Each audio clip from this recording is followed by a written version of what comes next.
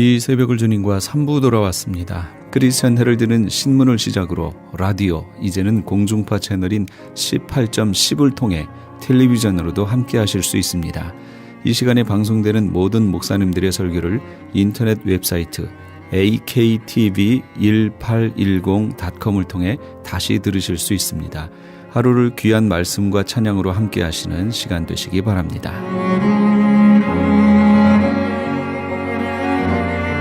이 시간에는 그라나다 힐 한인교회 백동흠 목사님께서 이사야 7장 1절에서 7절까지의 말씀을 본문으로 흑암의 비추인 빛이란 제목의 하나님의 말씀 전해주시겠습니다. 많은 은혜 받으시기 바랍니다. 3절의 말씀 보니까는 이런 말씀이 나옵니다. 3절에 보니까는 주께서 이단을 창성케 하시며 그 즐거움을 더하게 하셨으므로 추수하는 즐거움과 탈취물을 나눌 때의 즐거움같이 그들이 주 앞에서 즐거워하게 싸우며 라는 이런 말씀이 나오는데, 여러분 3절과 4절과 5절의 말씀, 3절과 4절의 5절의 말씀은 아직 실현되지 않은 메시지가 되는 것입니다. 아직 그 말씀이 실현되지 아니하는, 그때 한 아기가 그때 이후로 그분의 나라가 아직 실현되지 아니하는, 이것이 여러분 정확하게 2016년 12월 12일인 오늘까지도 그의 나라가 실현되지 않고 있다는 사실입니다. 그런데 여러분 그날입니다. 그날, 메시아의 그날, 예수 그리스도의 그날에 임하게 되면 3절의 사건이 임한다는 거예요. 여기 3절 보니까는 주께서 이 나라를 창성케 하신다. 3절 한번 여러분 성경책을 펴서 보세요. 주께서 이 나라를 창성케 하신다. 그 즐거움을 더하게 하신다. 추수하는 즐거움, 탈취물을 나눌 때의 즐거움을 준다. 4절입니다. 맨 명예와 그 어깨의 채찍과 압제자의 막대를 꺾으신다. 5절입니다. 군인의 갑옷과 피 묻은 복장을 불타버린다. 그리고 더 나아가게 되면 그의 나라가 이루어지는 그 나라, 이거 11장 6절 가서 보시기 바랍니다. 한번 2장 정도를 뒤로 넘기게 되면 거기에 이런 말씀이 나옵니다. 그때에 이리가 어린 양과 함께 구하며 표범이 어린 염소와 함께 누우며 송아지와 어린 사자와 살찐 짐승이 함께 있어 어린아이에게 이끌리며, 7절 8절 한번 같이 읽어볼까요? 암소의 곰이 함께 먹으며 그것들의 새끼가 함께 엎드리며 사자가 소처럼 풀을 먹을 것이며 젖먹는 아이가 독사의 구멍에 장난하며 젖된 어린아이가 독사의 굴에 손을 넣을 것이라. 여러분 아직은 아니세요. 그분은 분명히 왔는데, 그분은 엄청난 능력과 권세로 이 땅에 빛으로 오셨는데 아직은 그의 나라, 그 메시아 나라, 그 나라가 아직은 임하지 않았습니다. 그때 임하게 되면 체질이 변하는 거예요. 점짐승들의 체질이 변합니다. 사자가 소처럼 풀을 먹습니다. 암소와 곰이 함께 먹고 어울립니다. 어린아이가 독사의 굴에 손을 넣어도 해함이 없습니다. 이리가 어린 양과 함께 지납니다. 여러분 원래 에덴이라는 동산에, 그 동산이 이런 모습이었습니다. 인간이 타락하고 난 다음에 독성이, 악성이, 죄성이 들어오면서 짐승을 본연의 현상으로 가버리고 인간은 타락함으로 말미암아 하나님의 영광이 사라지고 이 땅에 이런 어둠의 세력, 사탄의 세력이 진출해 들어와서 이 땅에 이렇게 엉겁기를 내게 만든 저주의 나라로 만들어버린 것입니다. 그런데 메시아가 오게 되면 다시 에덴의 나라가 복원시킨다는 것입니다. 체질이 변합니다. 동물들의 형질이 변합니다. 지구가 또한 변해요. 지구가 또 변할 것입니다. 11장 9절에 보니까는 나의 거룩한 산 모든 곳에서 해됨도 없고 상함도 없을 것이니 이는 물이 바다의 덮음같이 무엇이요?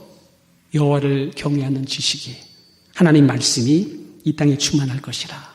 그 말씀이 삶을 개조하고 지구의 환경을 개조하고 짐승들의 체질을 변하게 만들 것이다. 이 말씀을 하고 있는 것입니다. 그런데 아직 그의 나라, 메시아 나라가 이 땅에 아직 안 왔습니다. 근데 여러분 이것이 바로 2000년 지나서까지도 아직 안 왔습니다. 근데 성경은 말했습니다. 이제 내가 어떡하요? 곧 올 것이다. 내가 올 것이다. 두려워하지 마라. 염려하지 마라. 내가 가서 너희 집을 예배하게 되면 내가 다시 와서 너희를 나 있는 곳에 있게 해주겠다라는 이런 말씀을 하고 있습니다.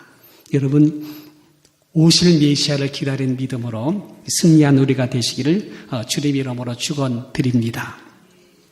9장 6절에 보니까는 이는 한 아기가 낳고 한 아들을 우리에게 주신 바 되었는데 이것이 바로 성탄절 사건입니다. 흑암에 행하던 백성에게 나타난 그 빛입니다.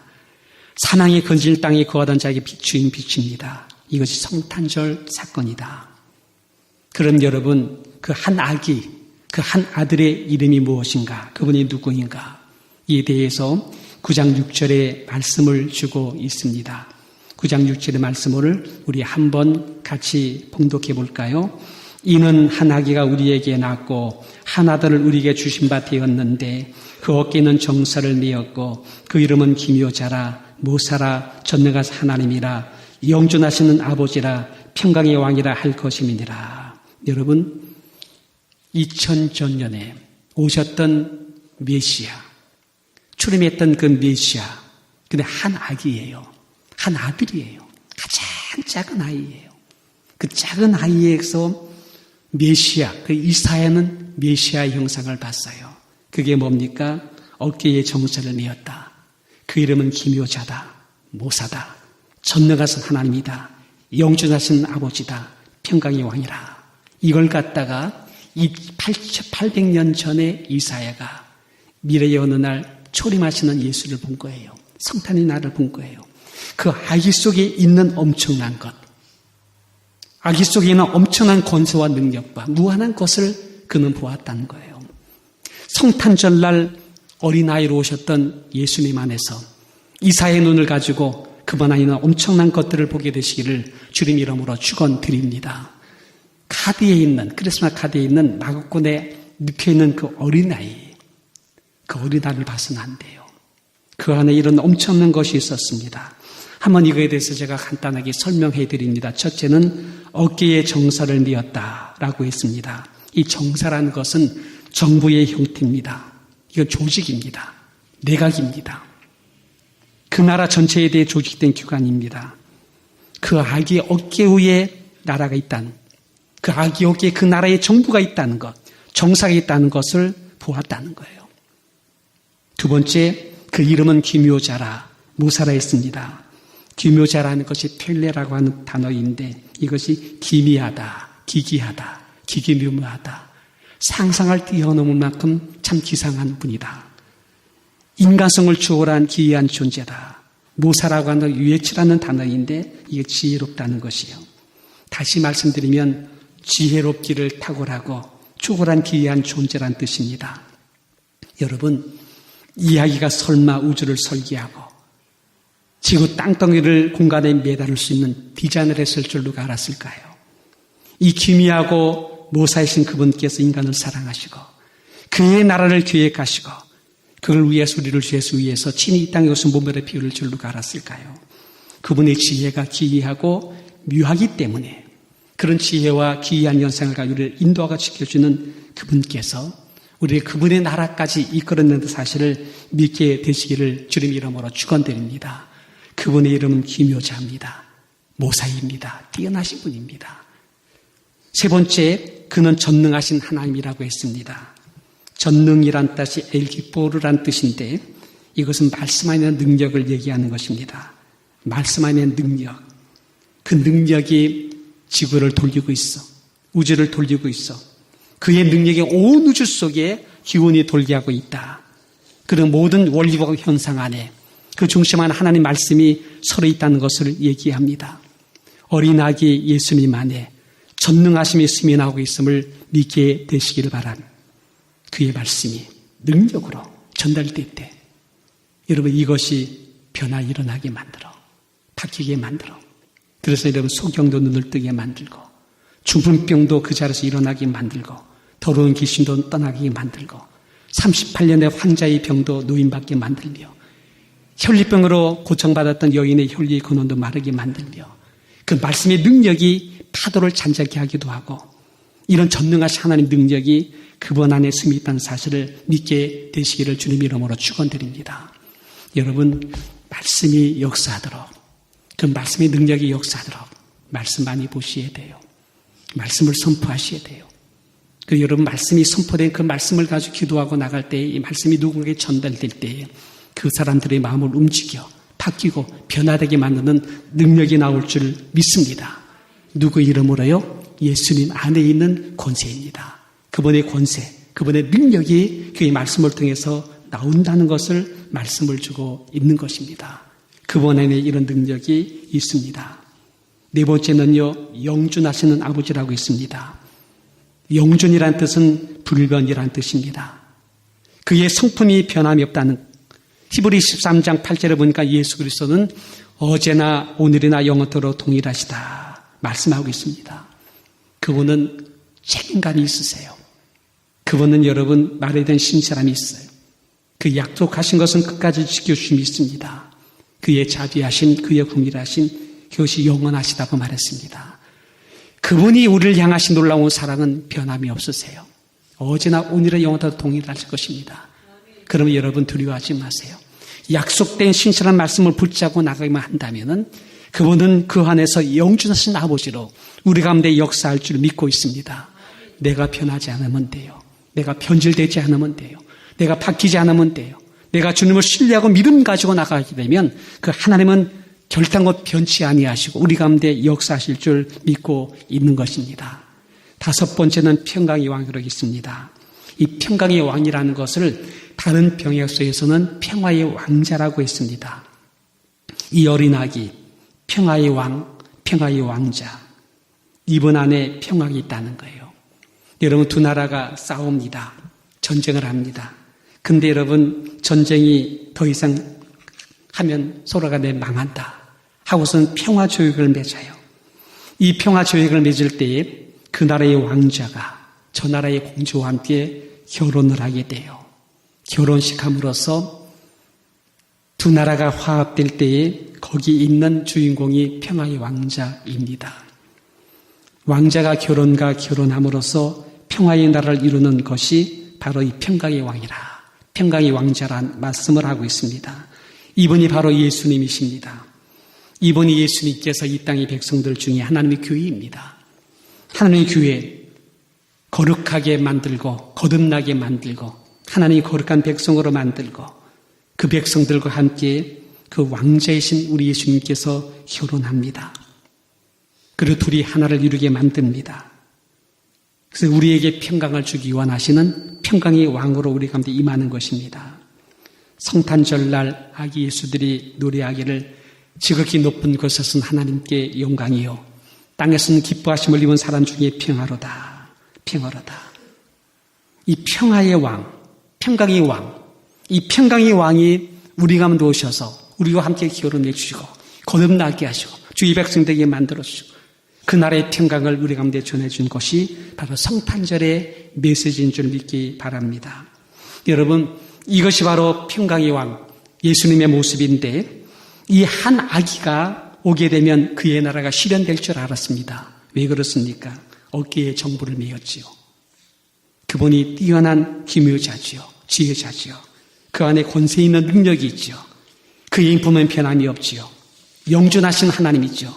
평화의 왕의 모습을 보았기 때문에 이 사연은 이제 이 아이가 성장하게 되면 다윗이 이를 뿌리를 이어받으면 이 땅 위에 주의 거룩한 나라가 확대시키면서 그 아버지의 나라, 공의로운 주의 나라가 금방 실현될 줄 알았습니다. 이게 이사야가 그때 본 메시지였어요. 근데 여러분, 거기서 된 줄 알았는데 그게 아니었어요. 이게 초림의 사건이었어요. 그런 예수님께서 가나안 목수군인 요셉과 마리아의 동의 베들레헴 마구간에 태어날 줄 누가 알았어요?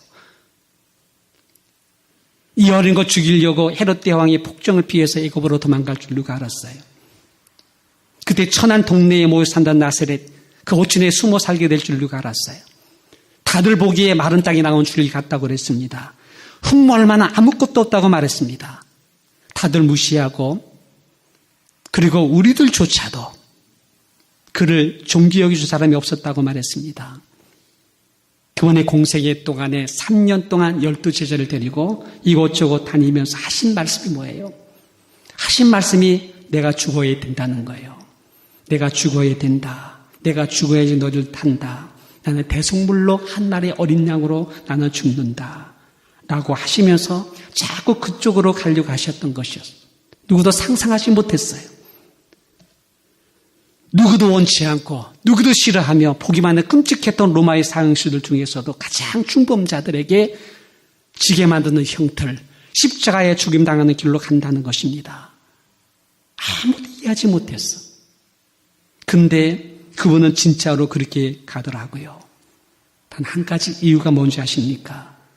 죄를 속량하지 아니하면, 너희 죄를 속량하지 아니하면, 너희 죄를, 너희 사망에 감금되어 있는 너희들을 갖다가 해방시켜주지 않는다면, 내가 아무리 나의 나를 실현시키고 나의 나라의 풍성함을 만들어 주어도 빛은 어둠에 들어섰기 때문에 내가 이 길을 가야 한다는 것이 하나님 예수님의 원뜻인 줄 믿게 되시기를 바랍니다. 왜요? 내가 너희를 사랑하기 때문에. 내가 너희를 이처럼 사랑하기 때문에. 그래서 여러분, 아기 예수, 우리 그리스도는 가장 추운 날, 가장 낮은 곳으로, 가장 비참한 곳으로 오시게 됐습니다. 그것이 마국간이었어요. 거기부터 예수님께서는 버려진 인생, 가장 낮은 데서 가장 오도로도 떨면서 비참한 삶의 현장을 살고 있는 우리 인생을 대신해서 그 땅 거기에 오신 것이었습니다. 가난과 질고를 친히 경험했어요. 당하주셨어. 가장 비참하게 우리의 저주를 받으시고 우리의 지옥 형벌을 대신 담당하시며 그 길을 걸어가신 것이었습니다. 여러분, 예수님이 얼마나 힘들었는지 3번 기도하지 않았습니까? 아버지, 나 너무 힘드네요.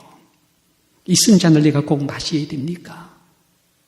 고름보다 더 더러운 것이 그걸 내가 마셔야 되겠습니까? 근데 아버지 뜻이 좀 그렇다면 내가 가겠습니다.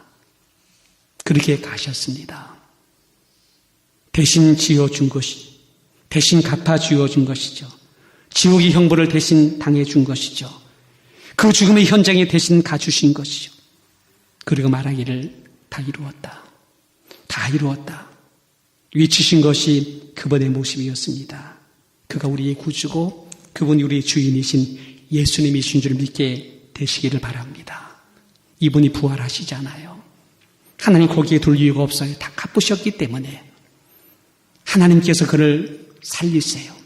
그 살리신 것이 하나의 증폭에 대함으로 말미암아 우리에게 놀라운 거듭남의 생명, 부활 생명을 주게 된 근거를 만드신 줄 믿게 되시기를 바랍니다. 그래 그분이 올라가시는 거예요. 승천하시는 거예요. 가시면서 이 사실을 알려라. 이제 빛화될 수 있다. 생명될 수 있다. 흑암 중에 백성들에게 빛이 이제 너희들에게 임할 수가 있다. 이 사실을 알리라고 하셨던 것이었습니다. 그리고 난 이후에 지금까지 2000년 동안이나 이 복음의 맥을 이으면서 이 땅이 구원받은 백성들에게 이 복음의 구원이 전파되고 선포되며 여기까지 온 줄 믿게 되시기를 바랍니다. 여러분, 아직은 아닙니다. 근데 이제 그분이 오실 때가 됐습니다. 이제 그때 진짜로 그분 어깨에 맨 그의 나라가 함께 옵니다. 그때 그분 아니면 노사와 지혜로 이 땅을 다시 개주할 것입니다. 지구 환경이 변할 거예요. 인간은 지구를 지금 엉망진창으로 만들어놨어. 아주 못쓸 땅으로 지금 만들어놓고 오염투석으로 만들어놨어. 왜요? 사탄이 그렇게 충동질했습니다. 근데 이제 주님께서 오셔 이 지구의 환경을 개주할 것입니다. 동물들도 개주할 것이고 변화되게 만들 것입니다. 여러분, 동영상 가서 짐승들 중에서 특별히 이렇게 사나웠던 표범이나 사자들이나 이런들을 한번 동영상을 보시기 바랍니다. 그들이 남의 것을 찢어 먹지 않아요. 약간 집으로 찢어 먹지 않아요. 얼마나 추한지 몰라요. 얼마나 지저분한지 몰라요. 그러고 나서 이들이 방치되고 그 밀림에서 그런 거 먹고 살다가 죽는 것이 그들이 목숨보다도 채 못하게 짧게 살아요. 비참합니다. 자연이 굉장히 비참합니다. 약육강식입니다. 우리 사회는 어떻습니까? 사망입니다. 흑암이에요. 어둠 속에서 지금 헛것근을 살고 있는 것이 우리들의 모습이 되는 거예요.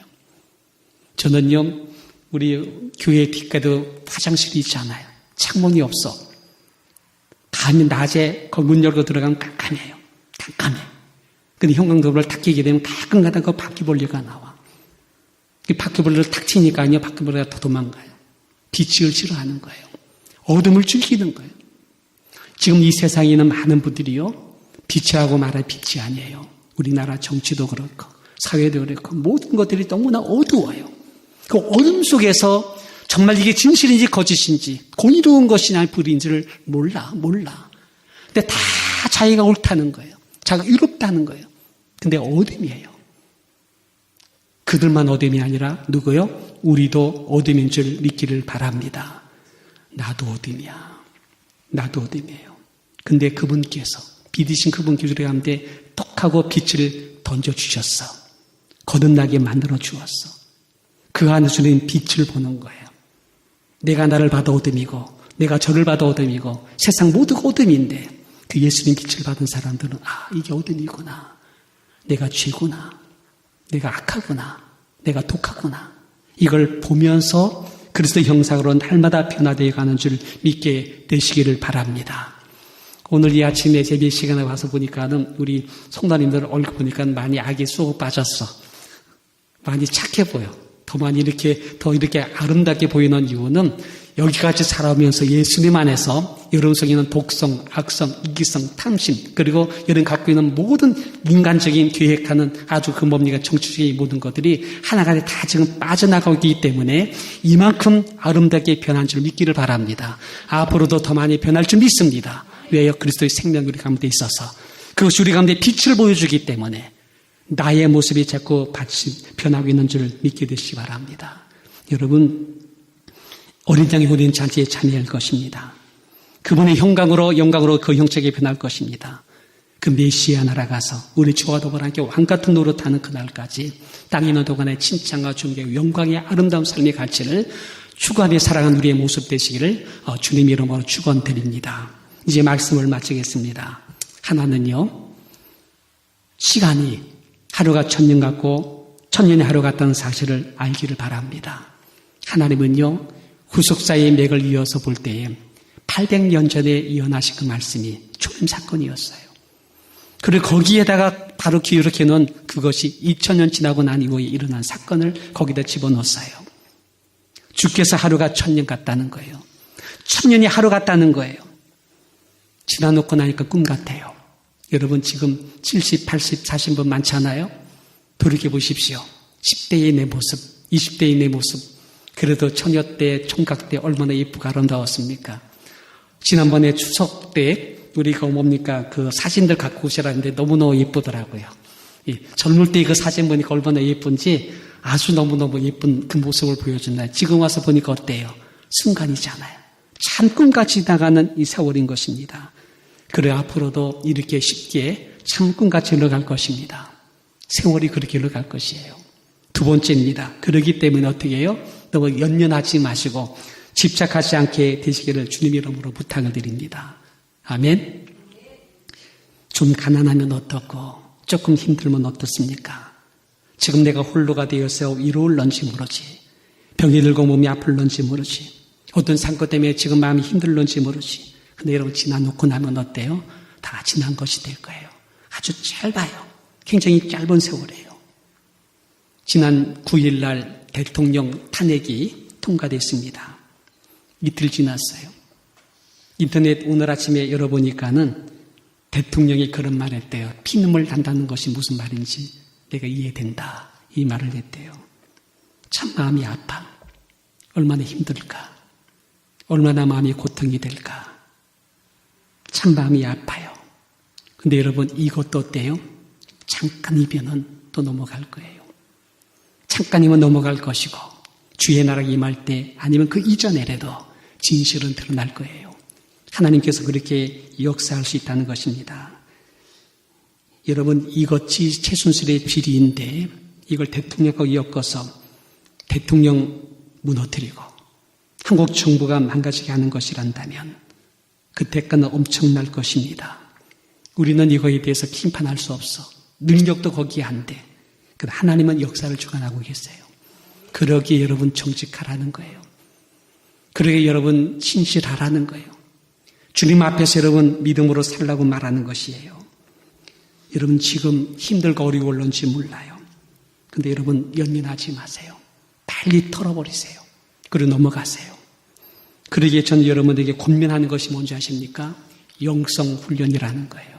문을 닫아버려라. 문을 닫아버려라. 저도 기도하다가 보면 어느 속상한 일이 툭 터져 나와. 기도를 막아버려. 기도가 안 되려고 그래요. 또 이거 마귀가 쓰쓴 거나 생각이 들어요. 그때 주님 내가 문 닫습니다. 이 생각에 문을 닫습니다. 하고서는 문을 닫아버려요. 닫아버리니까는 생각이 심한함이 사라져. 이 마음에 최고 속상하고 마음이 힘든 것이 사라져. 문이 닫혀지더라고요. 그러나 여러분 골방으로 들어가세요. 거기 영으로 들어가게 되면 영의 생각은 어때요? 평강이라, 생명이라. 그 속에 성령님 기도의 감도 이루어하시고 삶해 주시며 힘을 더해 주시며 또 여러분 이겨나가는 힘을 덧입혀 주실 줄 믿고 있습니다. 영성훈련하라는 거예요. 어두울 때, 흑암이 더 넘칠 때, 혼돈스러울 때, 속이 상하고 마음이 답답하고 인생이 힘겨울 때 여러분 영성훈련으로 승리한 우리가 되시기를 바랍니다. 이제 과거 성탄절은 그때였습니다. 근데 여러분 이 성탄절을 맞이하면서 과거 오신 그 예수님만을 기념하면 안 돼요. 그분께서 그때 오셔서 우리의 죄를 대속하셨다.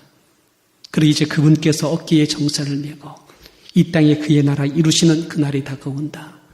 대망하는 메시아, 다시 오실 메시아를 기다리는 그날로 성탄절을 기념하게 되시기를 주님 이름으로 축원합니다. 이제 오십니다. 그분이 오십니다.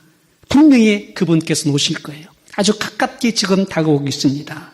그분 오시면 눈물 닦아줄 거예요. 상처 어루만져 줄 거예요. 여러분 억울한 일을 풀어줄 거예요. 그분 오시면 하나님 나라의 공의로움을 세상 평정시킬 것이에요. 그의 나라 실현될 것입니다. 그때 여러분 그의 나라를 위해서 여러분 수고했던 모든 수고가 헛된 것이 아무것도 없어.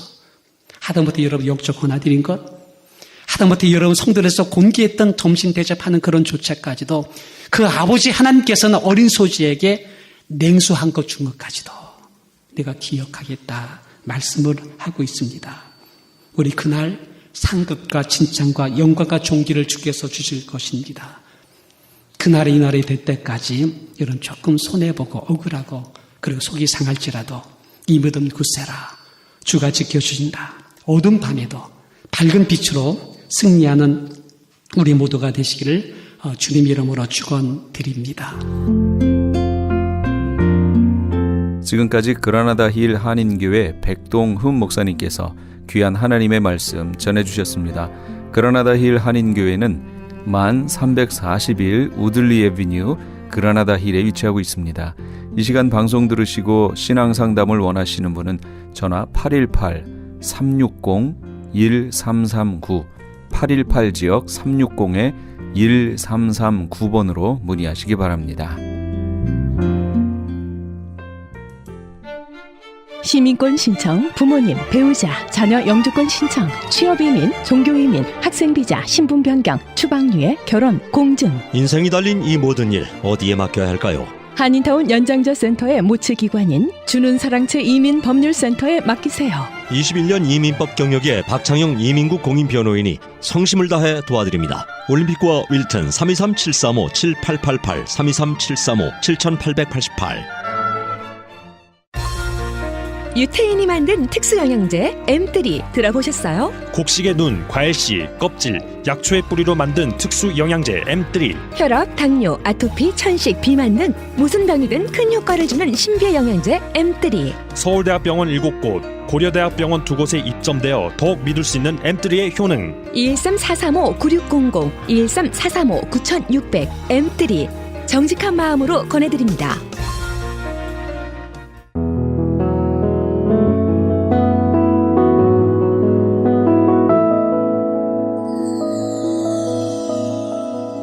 지금 여러분께서는 AM 1650과 인터넷을 통해 미 전역과 전 세계로 방송되는 크리스천 헤럴드의 이 새벽을 주님과 3부 함께하고 계십니다. 계속해서 이 시간에는 세계 선교교회 최운형 목사님께서 창세기 9장 18절에서 29절까지의 말씀을 본문으로 실수의 은총이란 제목의 하나님의 말씀 전해주시겠습니다. 많은 은혜 받으시기 바랍니다. 교회 숫자라는 게 업앤다운이 있는데 많았다 적었다 하는데 우리 성가대 제 기억에 남자 파트가 제일 적었을 때가 3분인가 섰을 때도 있는데 무슨 일이 생겼는지 자꾸 남자분들이 늘어나고 있습니다. 이유를 잘 알 수 없지만 어쨌든 남자분들이 쭉 서가지고 찬양도 잘 하시니까 너무 감사합니다. 점심 많이 드시기를 소망합니다. 창세기 9장 말씀을 보겠습니다.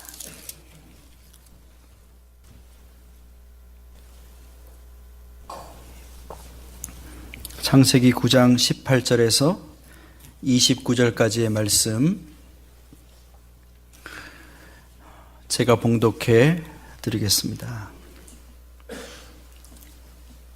방주에서 나온 노아의 아들들은 셈과 함과 야벳이며 함은 가나안의 아버지라. 노아의 이 세 아들로부터 사람들이 온 땅에 퍼지니라. 노아가 농사를 시작하여 포도나무를 심었더니 포도주를 마시고 취하여 그 장막 안에서 벌거벗은지라. 가나안의 아버지 함이 그의 아버지의 하체를 보고 밖으로 나가서 그의 두 형제에게 알림해 셈과 야벳이 옷을 가져다가 자기들의 어깨에 메고 뒷걸음쳐 들어가서 그들의 아버지의 하체를 덮었으며 그들이 얼굴을 돌이키고 그들의 아버지의 하체를 보지 아니하였더라. 노아가 술이 깨어 그의 작은 아들이 자기에게 행한 일을 알고 이에 이르되 가나안은 저주를 받아 그의 형제의 종들의 종이 되기를 원하노라 하고 또 이르되 셈의 하나님 여호와를 찬송하리로다. 가나안은 셈의 종이 되고 하나님이 야벳을 창대하게 하사 셈의 장막에 거하게 하시고 가나안은 그의 종이 되게 하시기를 원하노라 하였더라. 홍수 후에 노아가 350년을 살았고 그의 나이가 950세가 되어 죽었더라. 아멘. 술을 마시는 분들 중에 술을 잘 절제를 못하시거나 너무 많이 마셔가지고 바람직하지 못하게 행동하고 또 실수하는 그런 행동을 우리가 주사 그렇게 말합니다. 저 사람 주사가 있더라. 술 주사를 저렇게 한다. 그런 말을 합니다. 대개 어떤 주사들이 있는지 여러분들 경험으로 잘 아시겠지만 가장 흔한 주사가 목소리가 커지고 말이 많아지는 증상이 있죠. 또 어떤 사람은 했던 말을 하고 또 하고 계속 반복한다고 합니다. 술만 먹으면 대성통곡 우는 사람이 있다고 합니다. 어떤 사람은 술에만 취하면 끊임없이 뭐가 그리 죄송한지 미안하다, 죄송하다. 어떤 사람은 술만 들어가면 비밀을 다 폭로해버리는 그런 사람도 있다고 합니다. 이런 거를 다 주사 그렇게 우리가 말합니다. 성경의 인물인 노아에게도 주사가 있었던 것 같습니다. 노아에게 어떤 주사가 있었나요? 노아는 술에 취하면 옷을 자꾸 벗는 그런 주사가 있었던 것 같습니다. 그래서 어느 날 포도주를 너무 많이 마신 노아는 취하여 집안에서 벌거벗은 채 하체를 다 드러낸 채 잠에 빠지고 말았습니다. 여러분, 노아가 누구입니까? 창세기 6장에 보니까 노아는 의인이었다. 당대의 완전한 사람이었다라고 말합니다. 또 하나님과 동행하던 사람이었다라고 기록합니다. 그런데 그 완전하고 의롭고 하나님과 동행하던 노아가 지금 술에 취해가지고 골아 떨어져 있습니다. 그것도 벌거벗은 채로. 성경이 우리에게 무슨 말을 하고 있습니까? 사람이 아무리 의롭고 완전해 보여도 하나님 앞에서 완벽할 수 없다는 이야기와 동시에 사람이 하나님과 날마다 동행하는 삶을 살아간다 해도 누구나 약점이 있고 실수할 수밖에 없는 존재다 하는 것을 우리에게 전해주고 있는 것입니다. 그렇게 보면 성경에 등장하는 많은 인물들은 한결같이 실수하는 인생을 살았습니다. 우리가 믿음의 조상이라고 말한 아브라함은 자기 목숨 하나 지키겠다고 아내를 누이라고 속여 거짓말하여 그 아내가 다른 남자의 품에 있게 하는 그런 치명적인 실수를 2번이나 합니다. 야곱도 그런 실수를 했고 이삭도, 모세는 홧김에 사람을 쳐 죽이기까지 했고요. 베드로는 말할 것도 없습니다. 그렇게 성경이 말하는 것은 모든 사람이 실수한다. 사람은 실수할 수밖에 없는 존재다라는 것입니다. 저와 여러분이 존경하는 위인도 실수하고 한평생 목회만 하시다 은퇴하신 목사님들도 또 우리의 부모님들도 당연히 우리의 남편과 아내도 실수하는 존재입니다. 여기 앉아있는 저와 여러분 모두가 실수하게 되어 있는 존재다. 이게 노아를 통해 성경이 우리에게 하는 말씀입니다. 이렇게 저와 여러분이 사람이 실수할 수밖에 없는 존재라면, 그것이 사실이라면 중요한 것이 무엇입니까? 그것은 실수하지 않는 것, 실수에 대한 지적과 책망보다 그렇게 필연적으로 실수해야 되는 사람을 만났을 때 그들을 어떻게 대할 것인가?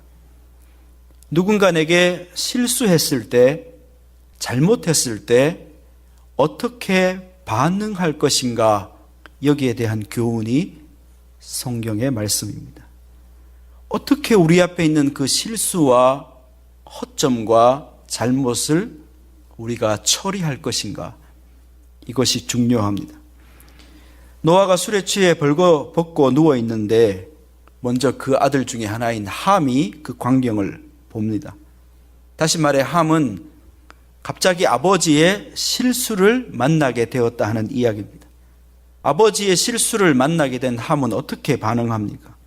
읽은 22절 말씀에 보면 가나안의 아버지 함이 그 아버지의 하체를 첫째로 보았다. 그리고 밖으로 나가 그 2 형제에게 알렸다. 그렇게 되어 있습니다. 함은 아버지의 실수를 먼저 보고 그 다음에 그 실수를 다른 2 형제에게 알렸다. 그렇게 적어 놓았습니다.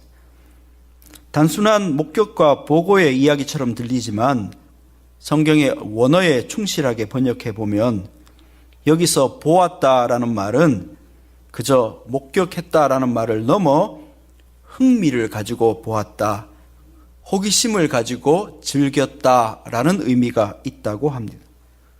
그러니 그 함이 아버지의 하체를 보았다라는 말은 아버지의 실수를 보고 즐겼다, 비웃었다 하는 그런 의미로 확대 해석할 수 있습니다. 또 알렸다 하는 말도 소문내었다라는 뜻으로 해석할 수 있겠습니다. 조금 뒤에 노아의 다른 2 아들 셈과 야벳이 함으로부터 이 소식을 듣고 그들도 아버지의 실수를 만나게 되었습니다. 그런데 이 셈과 야벳 2 아들은 어떻게 아버지의 실수에 반응합니까? 23절에 보니까 셈과 야벳이 옷을 가져다가 자기들의 어깨에 메고 어떻게 했어요?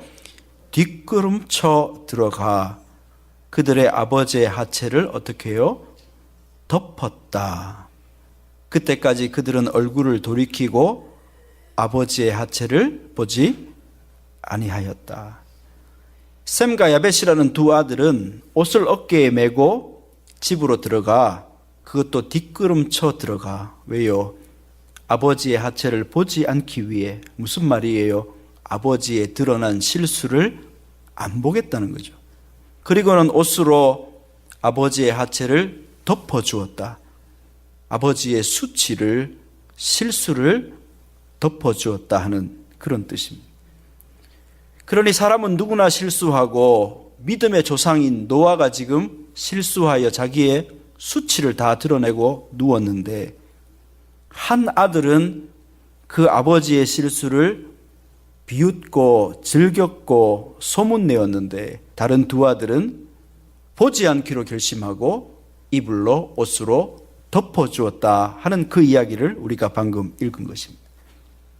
여러분, 우리가 하나님을 믿는다 그렇게 말을 하는데 저는 설교 시간에 종종 하나님을 믿는다는 것이 구체적으로 무엇인지를 따지기를 좋아합니다.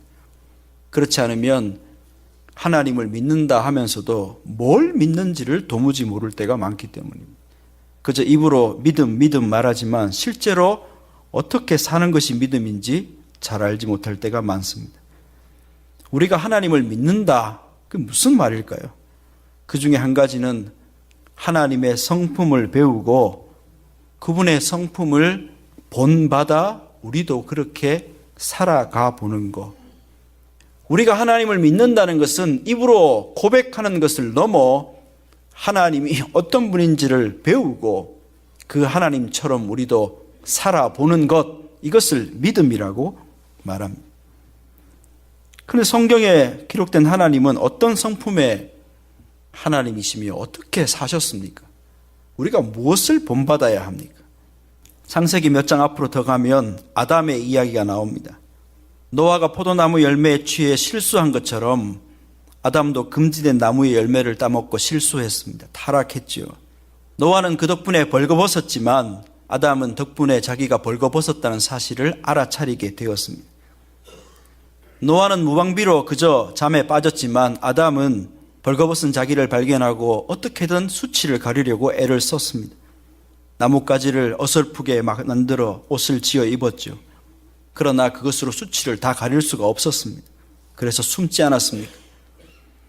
그때 하나님이 그 벌거벗은 아담, 숨어있는 아담을 찾아오셨습니다.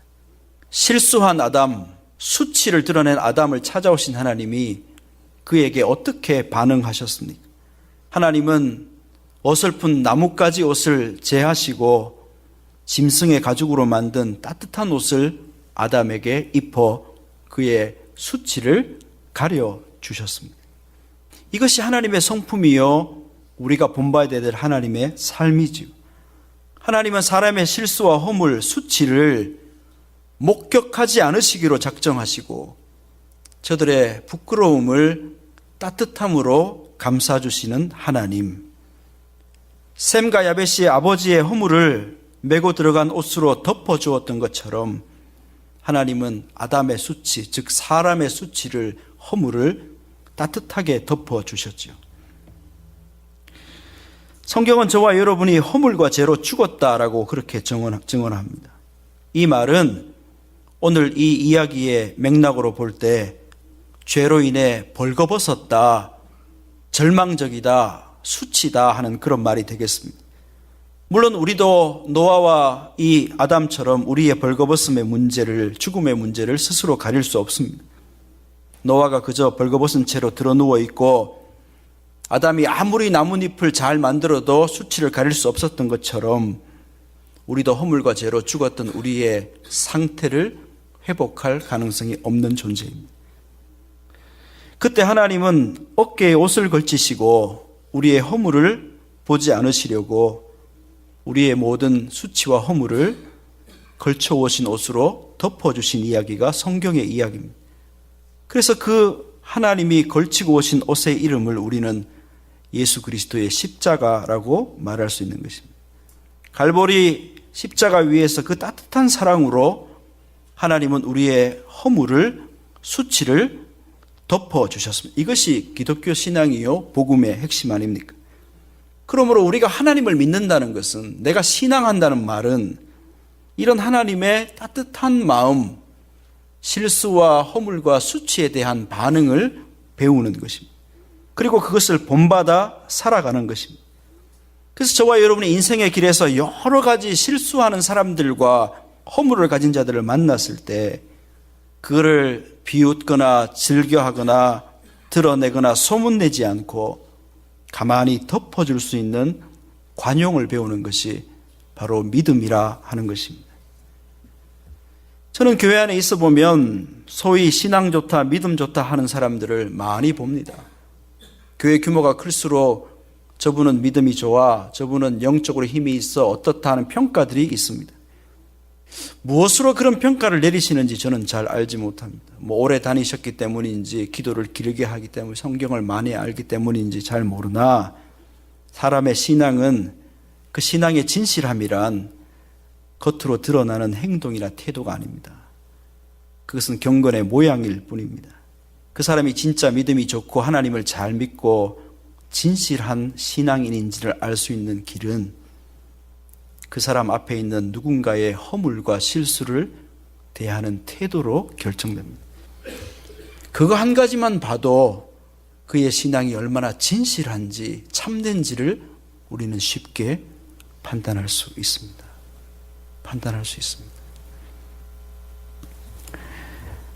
이전에 있던 교회에 여러분 예배 시간에 이 자막이 성경 가사나 성경 본문이나 찬송 가사가 이렇게 자막에 드러나는데 하다 보면 또 실수가 있지 않습니까? 저도 매우 예민한 사람이어서 그거 하나 틀리고 하면 아주 예민하게 반응합니다. 그런데 여러분 눈초리도 있고 해서 예민하지 않은 척 하는 것도 참 힘듭니다. 무던한 척하고 살아가는데 이전에 있던 교회도 그렇지만 가끔 자막하시는 분이 뭐 놓칠 수도 있고 엉뚱하게 할 수도 있고 하지 않습니까? 그러면 찬송하시다가 자막 좀 늦게 왔다고 갑자기 인상 쓰고 팔짱 끼고 참 그런 분들이 많습니다. 평소에 집에서 찬양 한 구절 안 하면서 교회 와서 잠시 좀 늦게 불렀다고 뭐 대수라고 손가락질하고 똑바로 하라 그러고 그 하나님을 향한 진실함과 신앙이 다 어디 가고 자막 조금 늦게 왔다고. 제가 아는 한 분은 물론 이전에 있던 교회 경험입니다만은 아마 자막하는 자가 그러면 안 되죠. 잘해야 되죠. 그러나 그날은 큰 실수를 했습니다. 뭐가 이렇게 넘어가야 되는데 오래 안 넘어간 것이죠. 노래도 잘 모르는데 안 넘어가니까 회중들이 그냥 우물우물 거리고 있으니까 비교적 앞쪽에 아는 장로님이 젊은 장로님이 벌떡 뒤에 방송실까지 뛰어가며 소리를 지르며 똑바로 하라고 예배 시간에. 그 하나님을 향한 겸손과 진실이 다 어디 가버리고 그 순간에 잠시를 참지 못하고 폭발을 하느냐고요. 그가 하나님을 향한 사랑과 믿음을 고백하는 게 과연 우리에게 어떻게 전해지겠습니까? 그런 모습을 통해. 노아가 술에서 깼습니다. 근데 어디선가 이 모든 되어진 일을 들었겠죠. 그래서 아들들을 부릅니다. 먼저 가나안을 부릅니다. 25절에 보니까 이렇게 되어 있습니다. 이에 이르되 가나안은 저주를 받아 그의 형제의 종들의 종이 되기를 원하노라. 이 가나안은 함의 아들입니다. 그러니 함과 그 아들, 즉 노아는 함의 앞으로 되어질 가문에 대해 뭐라고요? 저주를 받아라. 형제들의 종이 되어라. 이어 셈과 야벳을 불러가지고는 복을 빌어줍니다. 26절 27절에 셈의 하나님 여호와를 찬송하리로다. 하나님이 야벳을 창대하게 하사 셈의 장막에 거하게 하시고 역시 가나안은 그의 종이 되기를 원하노라. 그러니까 노아는 술에서 깬 뒤에 함과 그 아들 가나안을 향해서는 저주를 내리고 셈과 야벳은 축복했다 하는 그 이야기를 읽은 것입니다. 근데 여러분 이 세 아들 노아의 세 아들 셈, 함, 야벳은 그저 한 남자의 아들 그렇게만 읽을 수는 없습니다. 노아의 홍수 이후에 인류가 다 멸망하고 성경은 이 세 사람을 통해 다시 인류가 번성했다고 기록합니다. 그러니 셈, 함, 야벳은 인류의 조상이기도 합니다. 그래서 창세기 10장에 보면 족보가 시작되는데 이 세 아들로부터 다시 시작되고 있습니다. 어떤 극단적인 사람은 이 세 사람이 황인종, 백인종, 또 흑인종의 조상일 것이라고까지 주장합니다. 여러분 그것이 사실이라면 지금 노아는 그저 아들 셋 앉혀놓고 잘했다 잘못했다를 칭찬, 벌 주고 있는 것이 아닙니다. 앞으로 저들이 이루어갈 민족, 인종에 대해 하나님의 권위로 노아는 지금 흥망성쇠를 결정하고 있는 장면입니다. 얼마나 중요한 자리인지 모릅니다. 그런데 그 흥망성쇠가 결정되는 이유가 무엇입니까? 왜 함은 저주를 받았고 그래서 어떤 극단주의자들은 이 함은 흑인들의 조상이다. 그래서 셈과 야벳의 종이 되라 했으니 백인이 흑인을 노예로 하는 것은 괜찮다라고까지 주장하기도 합니다만은 왜 가나안 함은 저주를 받고 셈, 함, 야벳은 축복을 받았습니까? 하나님의 예정 때문입니까? 특별한 사랑이 있었기 때문입니까? 그들이 특별히 열심히 했기 때문입니까? 왜 이런 흥망성쇠가 결정되었습니까? 우리가 읽었듯이 이 세 사람의 흥망성쇠는 자기 앞에서 실수하고 있는 한 사람, 그를 대하는 태도로 결정이 되었습니다. 여러분, 이래서 성경이 놀라운 것입니다. 대수롭지 않은 일 같아 보입니다. 사소해 보이는데 그 사소해 보이는 일에 대한 태도, 그 태도 하나가 민족의 운명을 결정했다. 이것이 성경의 이야기입니다. 내 앞에 실수하고 수치를 드러내고 허물을 가진 자를 비웃고 놀리고 소문내며 살 것인가? 아니면 그의 허물을 보지 않고 관용과 사랑의 옷으로 덮어줄 것인가가, 이 사소해 보이는 태도 하나가 민족과 가문의 복과 저주를 결정하는 열쇠였다는 것입니다. 여기 계신 여러분 모두는 하나님 잘 믿고 복받고 싶기를 원하십니다. 여러분의 자녀가 잘 되기를 바라실 것입니다. 그럼 어떻게 우리가 기도하며 나아가야 합니까? 부자 되기를 기도하고 공부 잘하기를 기도하고 돈 많이 벌고 성공적인 삶을 살기 위해서 기도해야 되겠죠. 물론 그렇게 해야 되겠죠. 그러나 성경적이라면 진짜 우리가 해야 되는 기도는 우리 자녀들이 자기 앞에 있는 허물과 실수를 관용으로 덮어주는 인생을 살기를 기도하면 그 아이의 삶은 자동적으로 축복의 삶을 살게 되고, 또 부모가 그런 삶을 먼저 보여주게 되면 자녀는 저절로 배우게 된다 하는 것이 성경의 가르침이죠. 예전에 또 사역하던 교회 이야기입니다. 목사님 한 분이 예배 시작할 때 우리는 사도신경을 외우고 시작해야 되는데, 이분은 무슨 생각하는지 가끔 주기도문을 외웁니다. 전능하사 해야 되는데 갑자기 하늘에 계신, 그러면 영문도 모르고 생각 없는 교인들 다 그냥 하늘에 계신 하는 거예요. 제가 예배 담당 목사였기 때문에 매 예배 시간마다 맨 뒤에 서서 이렇게 지켜봅니다. 무슨 돌발 사태가 없나 지켜보는데, 그날 또 이 목사님이 전능하사 해야 되는데 또 하늘에 계신 하는 거예요. 계절마다 한 번씩 그렇게 하시는 것 같아요. 물론 목사님 똑바로 하셔야죠. 잘 신경 써서 적어서 하셔야죠. 그러나 그것과 별개로, 그리고 뭐 목사님도 눈 감고 있고 회중들도 다 눈 감고 기도하고 있으니까 뭐 전부 다 해요. 또 하늘에 계신 우리 아버지 막 해요. 근데 그 중에 한두 분이 또 벌떡 일어나가지고 분을 못 참습니다.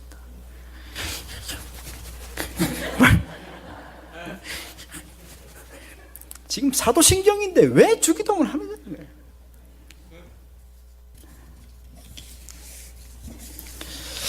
사도신경 한 번 덜 외우고 주기도문 외우는 게 뭐 그렇게 대단한 일이라고 벌떡 일어나가지고 막 가슴 치고 또 나보고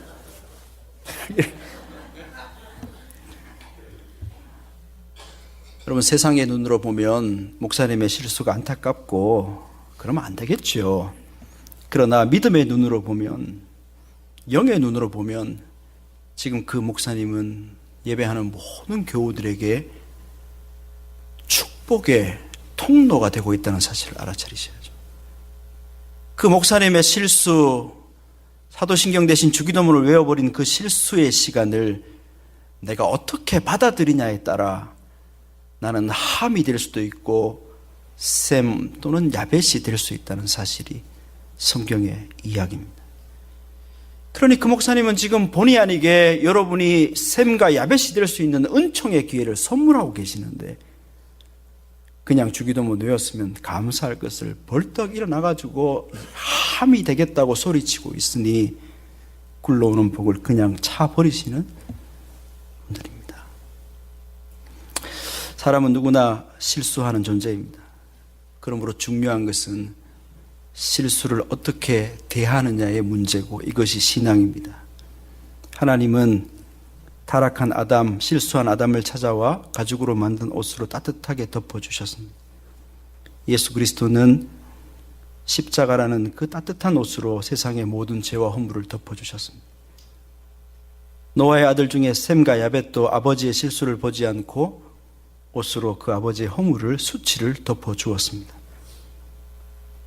저와 여러분도 믿음을 가지고 신앙을 한다면 우리 앞에 실수하는 어떤 사람의 실수를 보고 즐기고 소문내지 않고 오히려 관용과 이해의 옷으로 덮어주는 것, 이것이 신앙입니다. 그럴 때 그의 실수는 여러분에게 축복의 통로가 되고, 그럴 때 우리는 그를 향해 오히려 고마워하게 되는, 이해할 수 없는 삶의 신비를 경험하게 될 것입니다.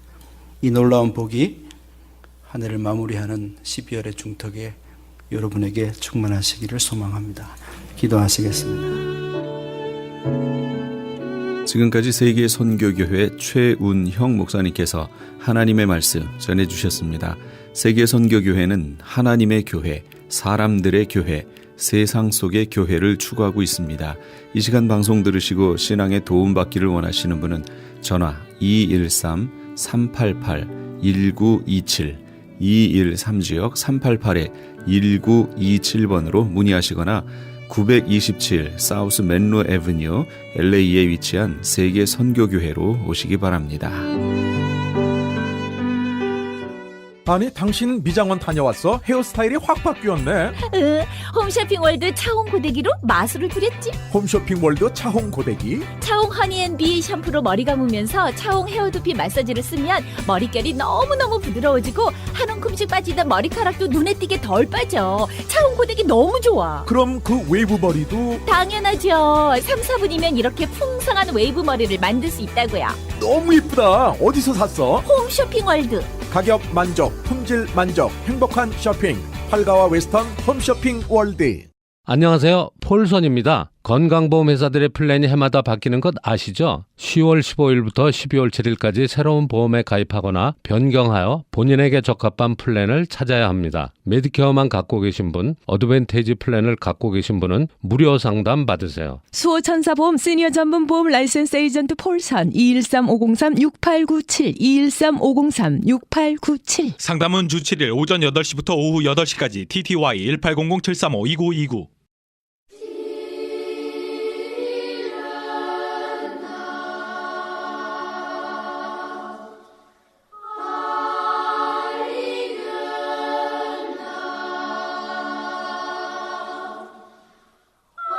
크리스마스 전날 밤 영국 브리젠드 마을에 혼자 사는 95살 토머스 할머니 집에 한 청년이 찾아왔습니다.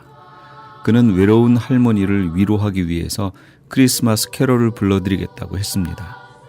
할머니가 보수도 안 받고 그런 착한 일을 하고 있느냐고 묻자 그는 자기는 거듭난 크리스천이기 때문에 보수 같은 것은 바라지 않는다고 대답했습니다.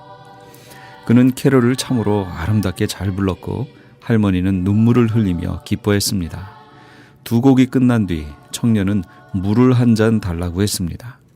토머스 할머니가 부엌에 가서 음료수를 가지고 나왔을 때 청년은 보이지 않았습니다. 지갑 속에 있던 돈을 모두 가지고 달아난 겁니다. 그는 신종 도둑이었던 거지요. 할머니는 돈보다 크리스마스를 도둑맞은 것을 더 한탄했습니다. 아기 예수를 팔아 돈 벌고 필요 없어지면 버려버리는 예수님을 자신의 이익의 수단으로 삼는 신앙을 저버린 삶을 사는 사람들이 많습니다. 우리 애청자 여러분은 어떠신가요? 지금까지 예수님의 복음을 가장 멀리 가장 많이 전하는 크리스천 헤럴드 방송에서 보내드린 이 새벽을 주님과의 정영철이었습니다. 고맙습니다.